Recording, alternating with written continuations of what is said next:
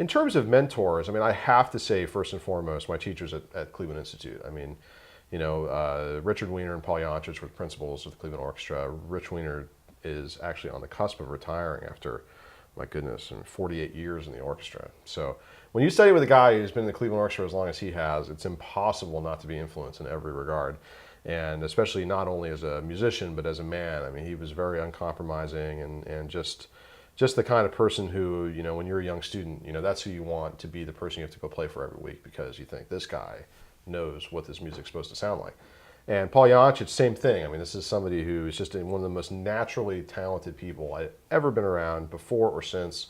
And, I can't say enough about the type of influence they had on me, when I was there and really continuing on. I mean, I still think about them all the time when I play things and, it's just impossible not to be influenced. But I would also say, my fellow students. I mean, there were certainly some people that I, played with over the years. There's a guy named Charles Settle who I was at Interlochen with at the Academy, who's now a member of the Atlanta Symphony. And, when I first met him, I was just like, man, this guy knows how to play. And I still look up to certain things. They just have an influence, and you can't help but always feel like in some ways you're forever in their shadow, even if they wouldn't think that, you think that. And I'm sure that other kids and other musicians, my colleagues, would feel the same way.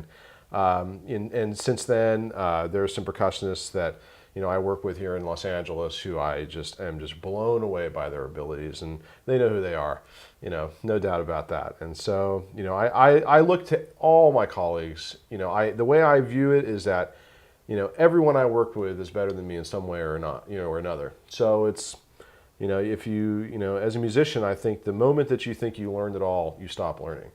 And I don't ever want to stop learning.